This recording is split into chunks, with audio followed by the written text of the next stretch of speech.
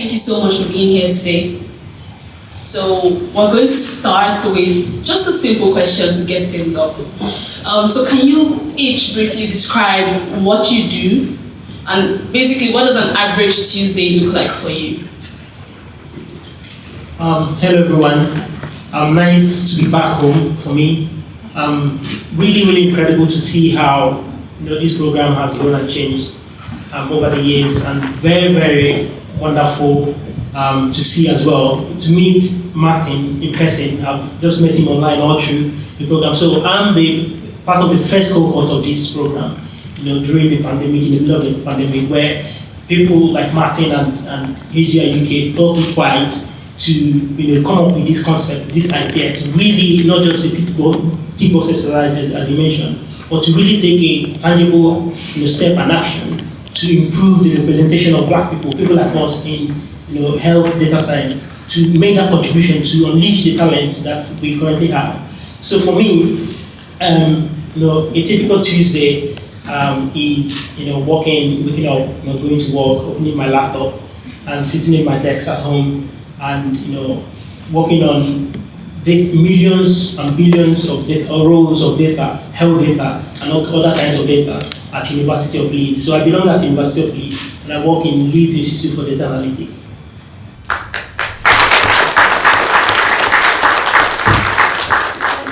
Hi everyone, I'm Jodine. I'm an early career health data scientist at the British Heart Foundation Data Science Centre.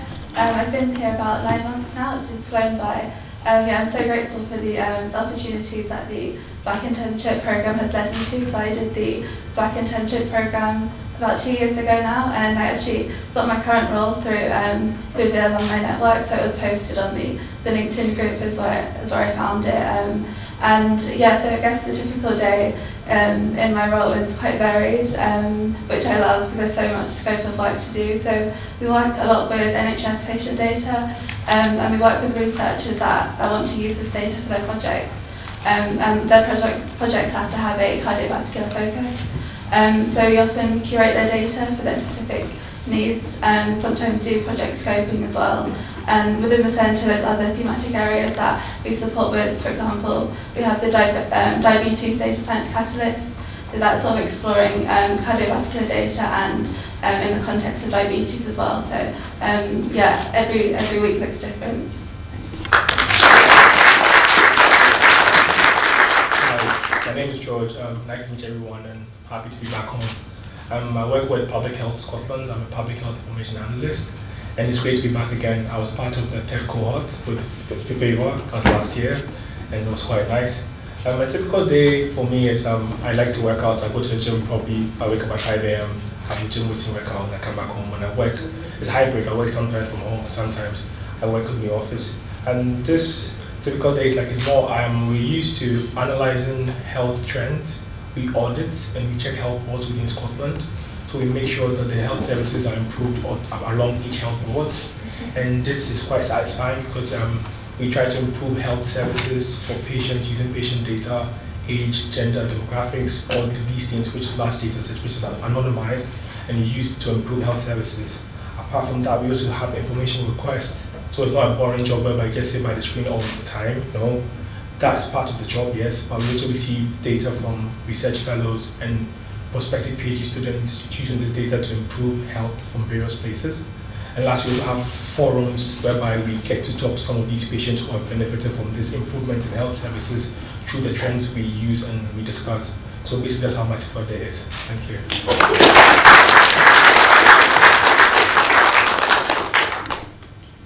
Thank you so much for that. So I'm one of the people who stumbled into data science, and if you want to know what I mean by that, probably find me sometime. So that leads me to my next question. What was it about working with data that you found so interesting and caught your eye?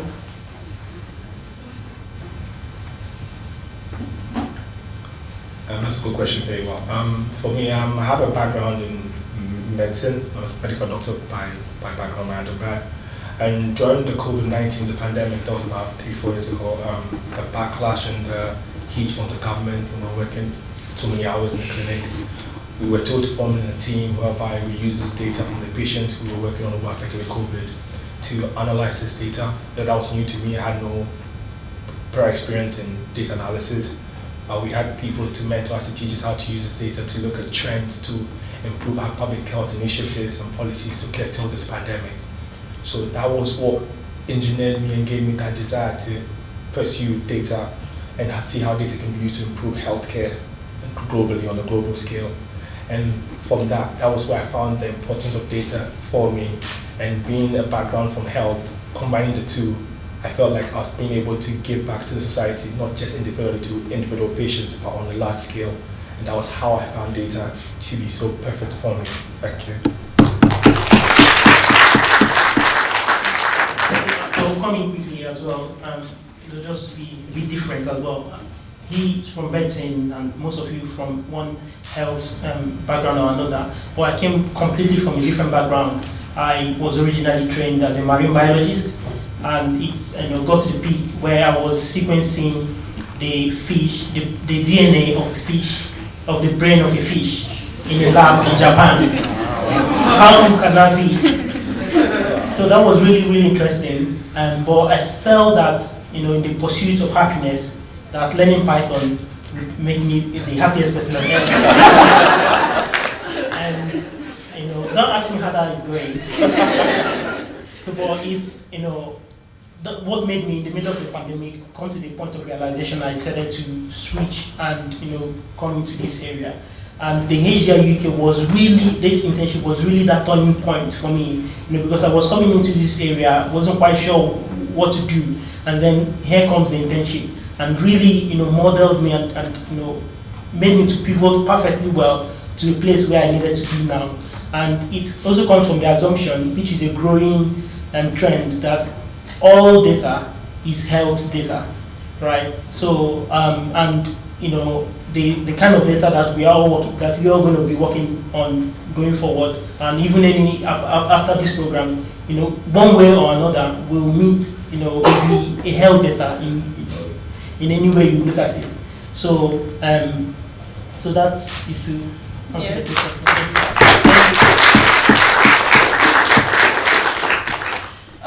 Speaking of non-traditional backgrounds, I used to be a human resource manager.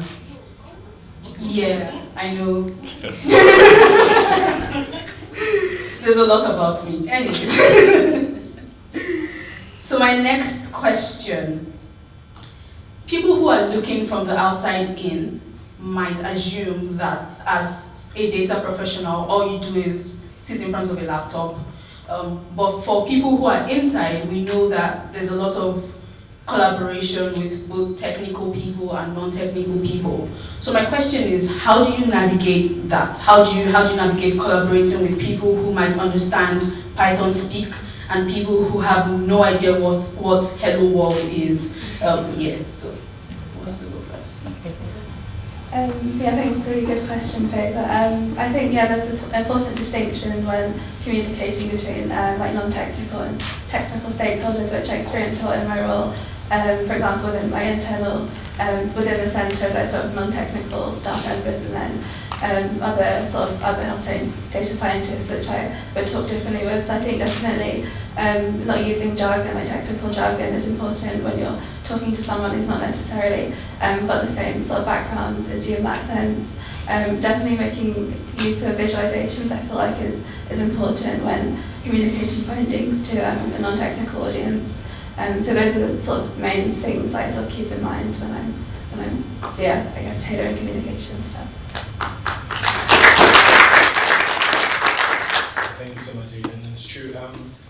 For that, the common factor is more of knowing your audience, because dealing with non-technical stuff occurs in a lot of people using health data. Where I work with, we also have forums with clinicians, nurses, and some of the patients, as I said earlier on. So we try to create very simple visual aids, charts, and graphs that can make it so simple for them to understand. And when dealing with technical stuff, you can use more of the jargons within the skills and the tool sets you use.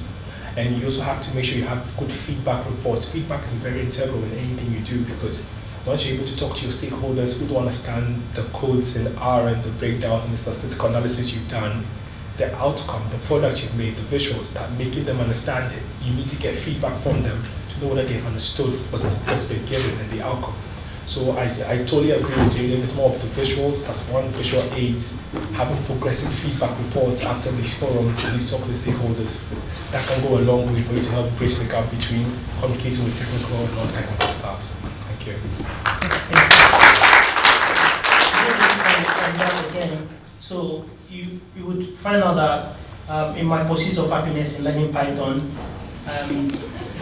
I soon got disappointed, because it wasn't just the Python that makes a data scientist. So data science and the Python skill is just a fraction of the skills that you need. The other skills that you have grown up with or you've acquired in your different endeavors, like communication skills, teamwork, collaboration, these are the things that you really need to excel in data science, really. So, and those are the skills that you need when communicating with non-technical experts. You should be able to explain something to a layman, a layperson, what it can mean. What is a p-value, for example? How do you explain to someone who doesn't care about statistics that much what a p-value is? You should be able to meet them at the point where you understand.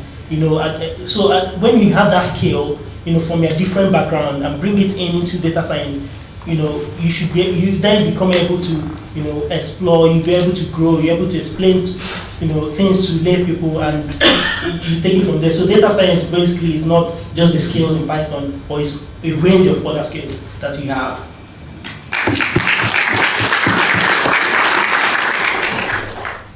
I think that was one of the things I was most disappointed about.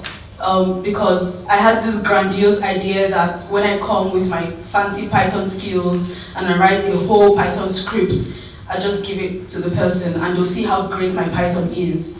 But then I discovered I'm going to have to make PowerPoints, and I'm like...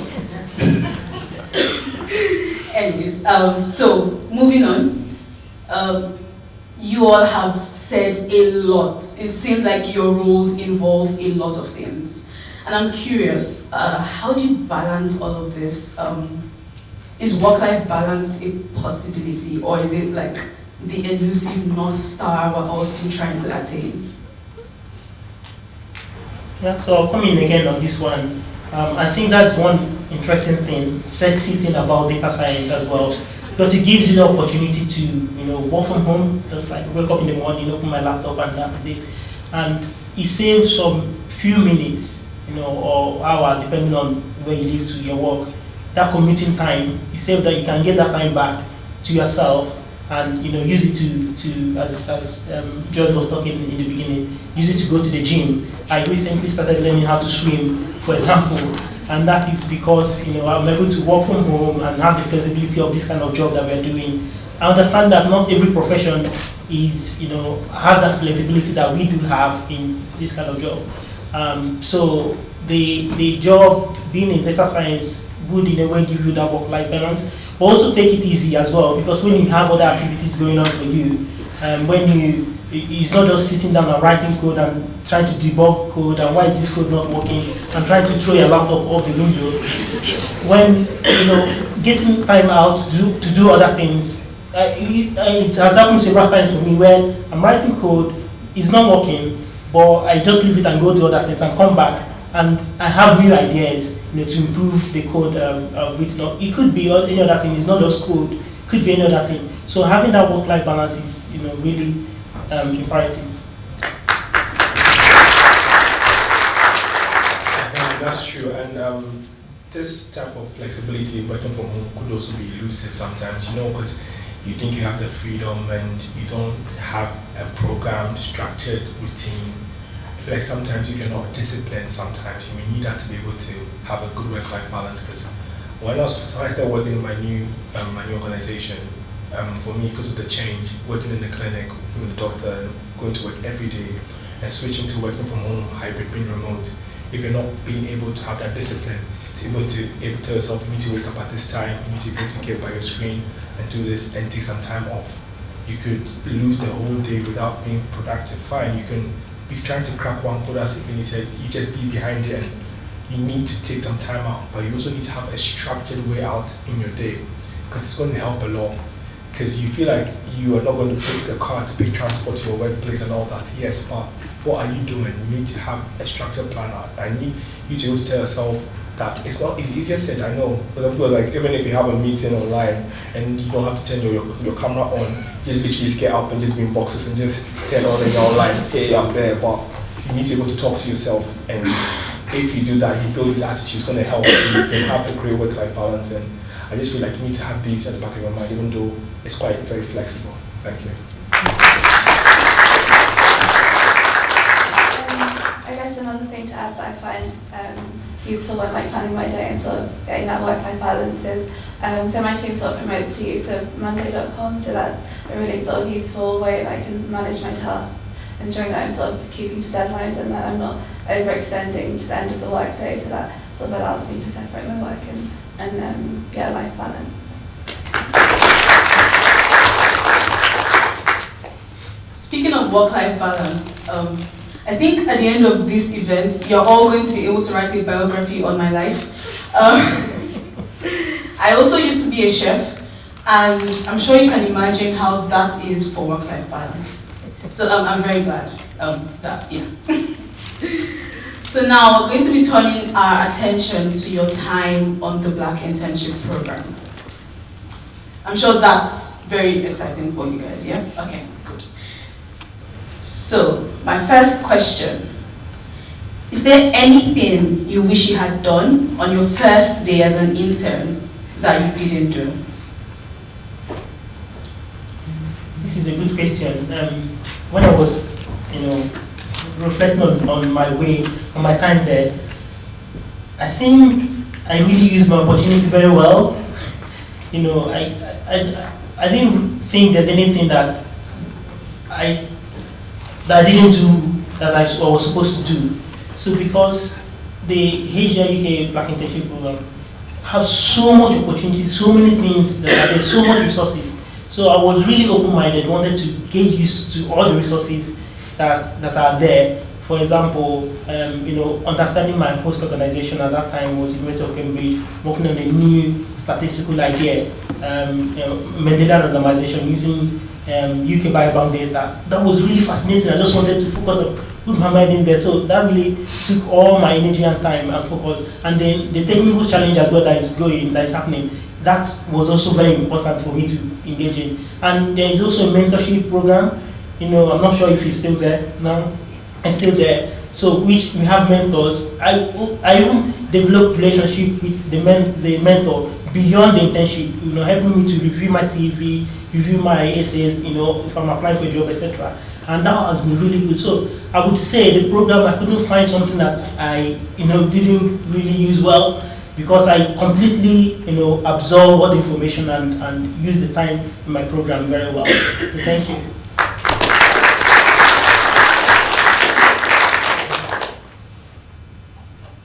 So unfortunately, I wasn't like picking. I was shy. I'm really shy. I'm still shy. But what I felt like I didn't do well was network, the power of networking, meeting all these wonderful people in front of me this afternoon. If I had the chance to go back, not just last year, I would have made sure I spoke to almost everybody. It's just nice to just smile and just say hi to somebody. You never know when you meet the person again. So I was like, if I had a chance to be in the last years again, I might even just stand on that door and just say hi to everybody and just say hi. And it's good because networking can go way far away. You never know who might know who might help you. Some people are just here like, oh, I just want to finish this and just get back home. I just want to finish this and go do what I have to do. But in the moment, I just feel like you just have to make the best out of it. So that was something I didn't get to do because I was a bit shy. And it's funny, on the HDR, the badge there, somewhere I still think I'm shy. But I feel it's something I'm working on, and like you should network with everybody here. You should try and say hi to everybody before you leave. I think that's actually a good thing. Thank you. I guess from my time, I would say that the one thing I wish I did my first day was sort of ask my mentor at the Host Institute their expectations of us as interns in terms of work producers.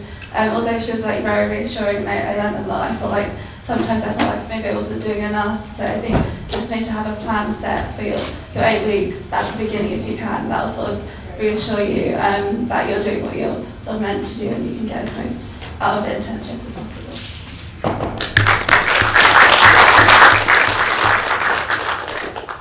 Those are very great tips. Thank you for that. I'm shy as well. Okay. So my next question is, what was the most unexpected lesson you learned from the internship? Because people often say, oh, I learned how to be confident, I improved my technical skills, but those are all expected. I mean, that's what the internship is for. So was there any unexpected lesson you learned, and can you share with us? Just one sentence, that Python wasn't as cool as I thought it was. I don't know if this is unexpected, but I think definitely networking, because the Black Internship Program builds such a big community, so I was able to learn so much from other interns, and still am, because I'm still in touch with quite a lot of them. So.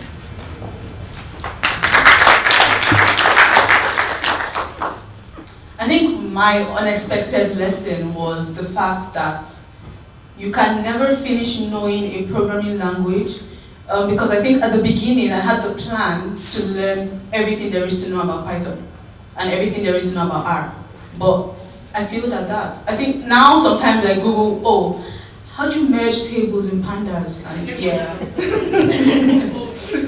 I know it's bad. So my next question, and I would actually start with this one. How did your experience on the internship help you navigate the job market and finding and working on your first post-internship job? So I think I should start with answering this question. So my current job role, I actually found it on the alumni page on LinkedIn. It was very funny because at the time I joined the alumni page, I wasn't supposed to be there because technically I wasn't an alumni yet. So you might wonder, what were you doing there? Anyways, it all worked out. So yeah, that's how it helped me. And also the internship gave me a certain level of confidence I didn't think I could develop. And that helped me on my interviews, it helped me with confidence, it helped me, yeah, just be a better data scientist, basically. To build on what Febo has said, so Febo and I happen to be working in the same institute in Leeds, Institute for Data Analytics.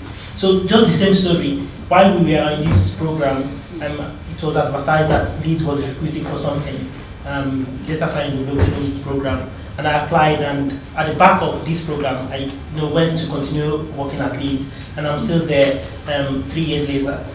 Working there, and it's been incredible. So just to also mention that organizations and other institutions are there, always posting, and the managers of the platform, the Alumni platform, always posting about opportunities that are there. I see them online all the time. So please keep your eye there and build all the skills that you need to build now. Build a portfolio, work on the project, do don't be shy, but don't be shy.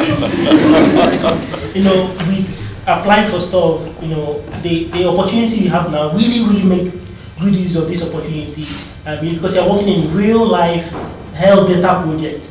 So, talk about the projects you're working on, write a layperson summary of what the project, put it out there on LinkedIn, have a GitHub page where you showcase the work you've done, so that when employers are looking for opportunities, looking for people to employ, and they see, oh, this person have really done this amazing work with cancer research data or any other kind of data, hospital data. It's okay, wow, I need to pay attention to this person. But if you don't really showcase, and maybe you've done this amazing work, but nobody really knows about the work you've done, you see, there may be some struggle for you to go to the next stage after this program. So the essence of this program really is to give you all the skills and all the exposure and all the network that you need to go to the next stage. Then it's up to you to take it up to the next stage. Thank you.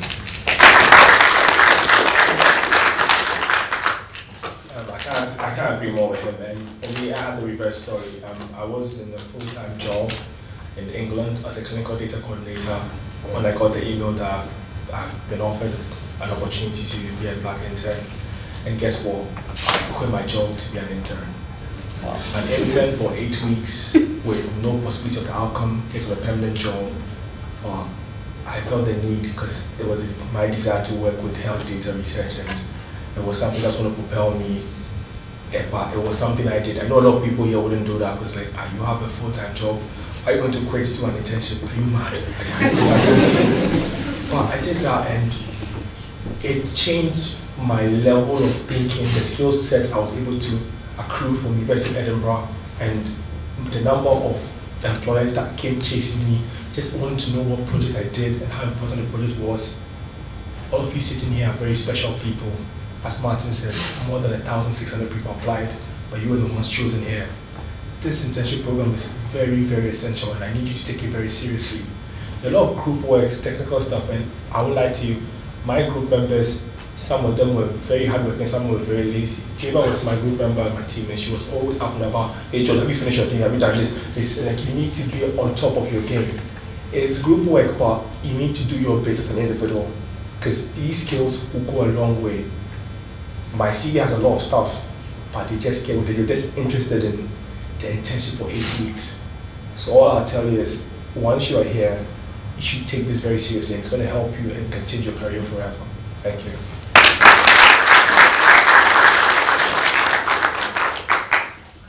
I definitely did not bribe George to say that. I promise I was good. I was good. All right. So now I'm going to open it up to the audience. If anyone has any questions to ask any of the panelists. I'm ready to run with a mic. Come on. Nobody? Okay, that's one. Well, oh, I have to be right at that in there.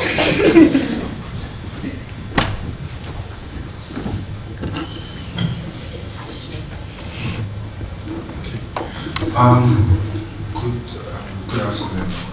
My question goes to Ifeanyi. Because of the way you described his journey with Python. So when you get into an organization and you're faced with the challenge of a programming language or a technical issue that is not what you're used to, how do you navigate through that? Very, very good question, I would say.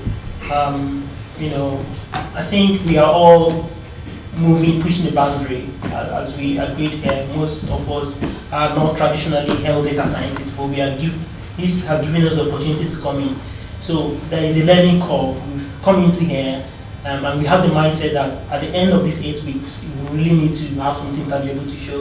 So with that background mindset at the back of your mind, then when you are confronted with challenges, really, you just need to find a way to solve the problem. You find a way to learn something, and your colleagues, the people that you're working with, you may have people that already understand the question, the challenge you have. Just meet them and ask them 1 or 2 questions. Read information online. We are blessed that we are in an age where almost any information you want is out there. You can find a way. I think it's also a skill that most people don't put in their CV, how to find information. If you know how to go online and search new information and learn from that new information, it's an incredible skill that supposed to be on our CVs. So being able to be patient with yourself, know that there's a steep learning curve, especially when it's new to you. But be patient with yourself, apply yourself, learn this new skill, understand that you're going to make some mistakes. It's not just going to be smooth and perfect. And when you make this mistake, pick yourself up and keep on learning and growing. Eventually, you get to the point where you want to be.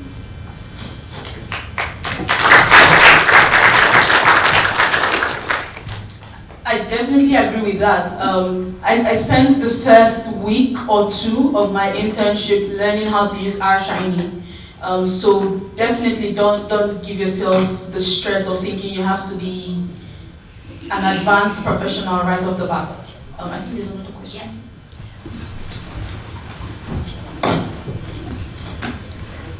Hello guys.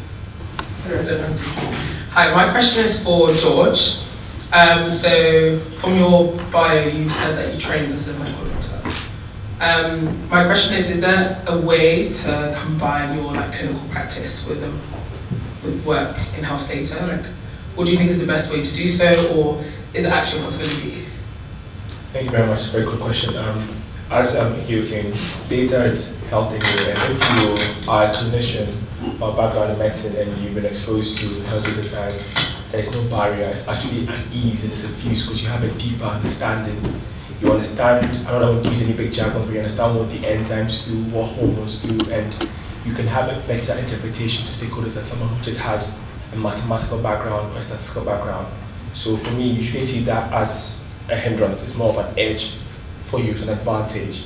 Okay, and you can go into research, postdoctoral fellowship. You can work as a clinician and as a researcher. The world is moving forward and we are depending a lot on research to find cures for a lot of health diseases.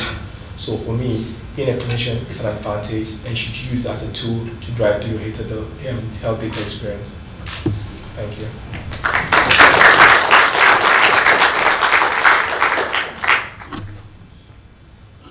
Just need to add to what George said. On my cohort of the internship, there was one of us who got his internship extended, I think for 3 more months or 6 more months, something like that. Why? He was a medical doctor and he had the required experience for his very specific project. So definitely, whatever experience you're coming with is not something to drop at the door, it's something to bring with you into the room. I think we have time for one more question. Yeah.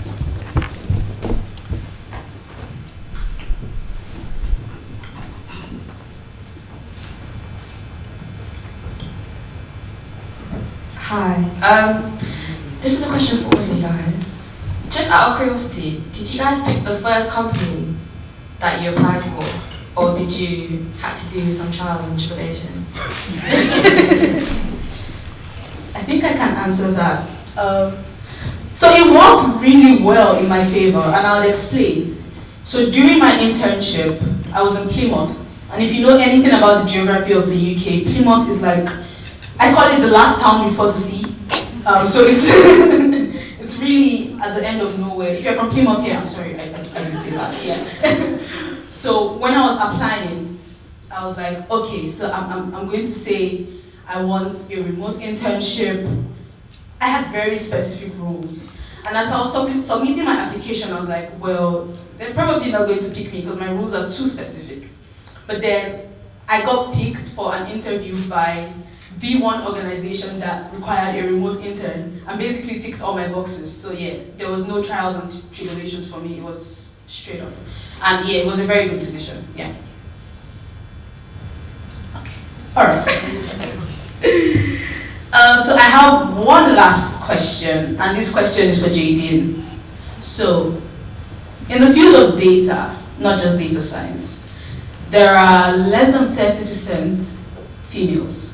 So as a woman in this field, who is thriving, by the way, how have you navigated the challenges or, just sometimes being the only female in the room? How have you navigated that? Thanks, Faber. And yeah, that's quite a shocking statistic, actually. I didn't know about that. I feel like, so my current team, I would say it's definitely male-dominated, but I feel like maybe it's very lucky for me in a sense. I don't feel like I have that sort of experience where I feel like maybe undermined in that sense being a female. But I think my advice to anyone, any other sort of woman that was experiencing that, I would say just definitely challenge yourself, push yourself out of your comfort zone, because that's sort of how you'll grow, and through doing that you can prove to yourself that you're capable of everything, and to others, even though you don't need to prove to anyone. But yeah, that would sort of be my advice.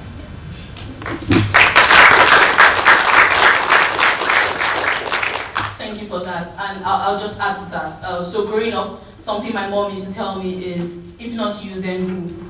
And it's stuck with me. So if I'm ever in a room where I feel like I shouldn't be there or I feel undermined for whatever reason, it just pops into my mind, if not me, then who? And yeah, I'd like everyone to carry that with themselves. If not you, then who? Okay, we have just one last question. Last question.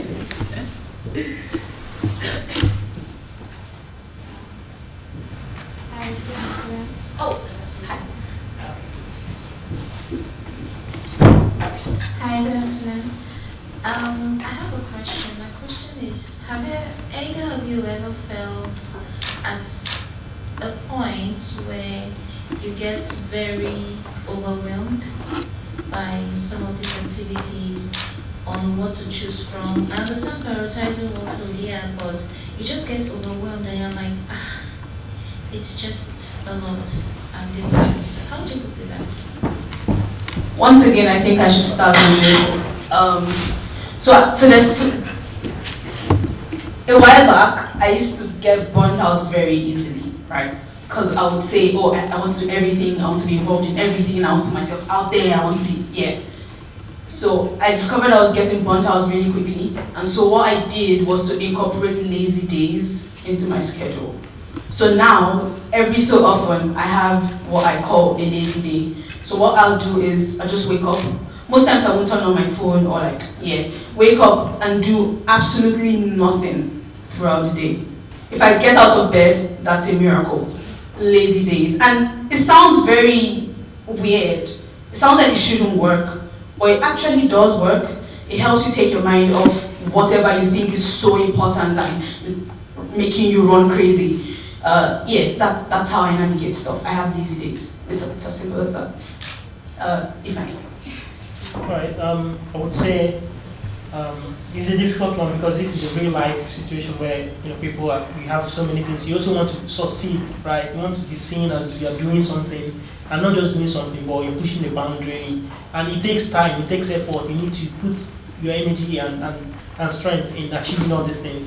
So, but you just need to be strategic as well. You need to learn how to say no to some certain things, so that you have a boundary, because you have an overall goal. In this case, you want to finish this HDR UK internship, Black internship program successfully. So that's the overall goal. So every other thing that may not be helping you to achieve this goal, you may need to, pedal down on them, not to pay so much attention on them, and pay attention on the things that will help you to achieve the goal. When you're done with this internship, then you can prioritize other things that are necessary. So I've seen situations where not this internship, not in this scenario, but where people are doing maybe 2 jobs at the same time, that is a perfect bond. Is really going to burn you out, right? You cannot be best in this opportunity, in this job, and be at best at this one at the same time. This is full-time job. This is not like part-time job here and there. So you need to really focus on one thing at a time. Put all your energy in that thing that you think that is going to help you grow and develop, and really do that. And then when the time comes, you focus on other things. It's just about prioritization for me, I think.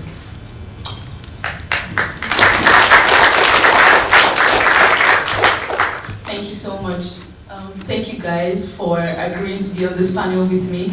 And with that, we've come to the end of the panel. Please, round of applause.